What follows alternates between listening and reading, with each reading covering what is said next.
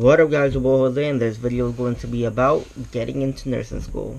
I sit back and read like Cat in the Hat. 21 Savage, the cat with the mat. 21 Savage, not boys in the hood, but I pull up on you, you show ass in the app. To get into nursing school, you need a high school diploma or a GED. You don't get those two things, you're not going to get accepted into a nursing program because you need to get your high school diploma or your GED, right? Once when you get those two things, you graduate or you pass your GED, you need to figure out what career path you're trying to get into. Like when I mean career path, you need to figure out like, do you want to become an LPN? Do you want to become a RN? And aside from that, do you want to work in the long term? Do you want to work in the short term, like in the hospital? Do you want to have a specialty, or you just want to work in the clinic? If you're planning to get into a clinic, just know that percent of the time in clinics, mainly in New York, LPNs are the people that's doing the clinic. And facilities in New York, like they'll rather just pay a LPN versus a RN. If you're trying to get into the hospital, just know that percent of the time in hospitals, it's RN bachelors. In these magnet places, I mean not bachelors, associate or bachelors, but in magnet places, they call it magnet, but every nurse over there are all bachelors. A lot of the time, people like to have that, oh, I got my master's in nursing. You need to be realistic, bro, because you're gonna end up wasting time and money if you're trying to thrive for your master and you're just going to be a staff nurse. Like, facts.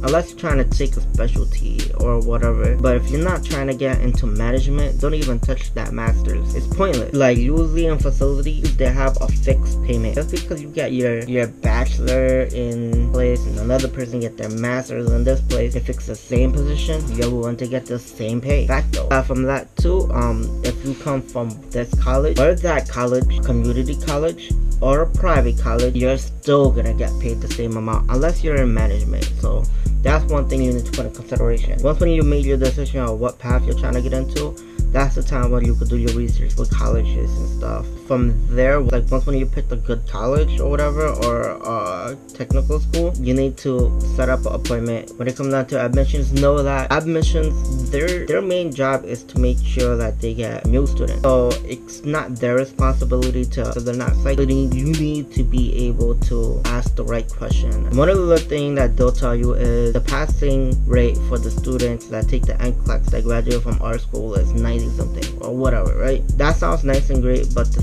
question that you need to ask is, what is the completion rate? Like completion rate as in, what is the percentile of the students finishing the program?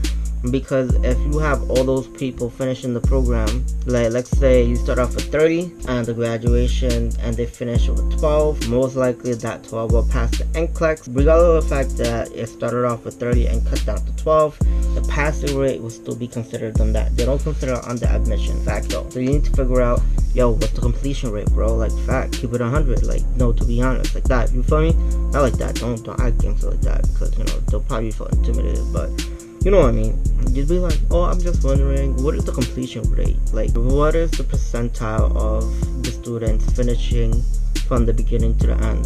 They start off with how many people and they finish with how many people? Like, classes get smaller. Nursing school is not easy. That issue is like, it's like boot camp magic, like fact though.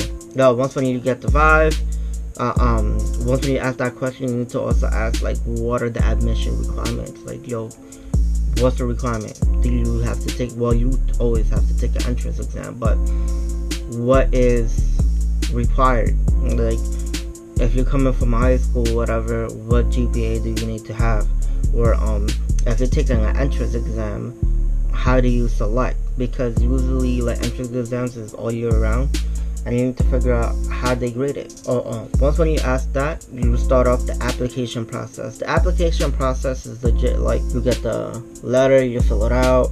Once when you fill it out, get the references, your transcripts, your background, your fingerprint, blah blah blah blah, and you go for an interview.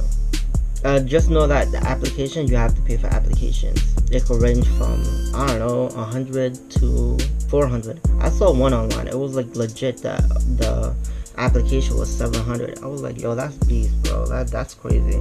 700 for a nursing application, bugging. But make sure I get in.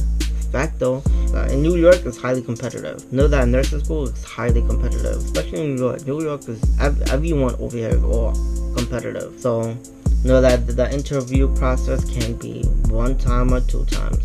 my interview process was 1. Some people went 3 times, and there's reason for that, but just know that in the interview process, they're gonna ask you questions. They're gonna ask you questions like, what is your recipe for success? Like facto. They're gonna be like, what's your recipe, bro? What's your recipe for success? And you can't be like, I'm going to study really hard, blah, blah, blah, blah, blah. Like, nah, those are general-ish. You need to be like, yo, I'm going to, if it's possible, I'll record the class. Then after, from there, take whatever that's written, whatever's said in class, transcribe it, and from transcribe it, type it, or use Quizlet or whatever. You have to prove to these interviewers that you're really dedicated and you're about to get it popping, and you're not going to be a wasted investment. Because, you know, people who don't finish the program, it's a wasted investment for the school because they lose money because you're not able to finish the program. Feel me? Another question that they ask is, what is your strength? You say your strength or whatever, but the question that a lot of people get caught up is, what is your weakness? Now, when it comes down to what is your weakness, is legit a critical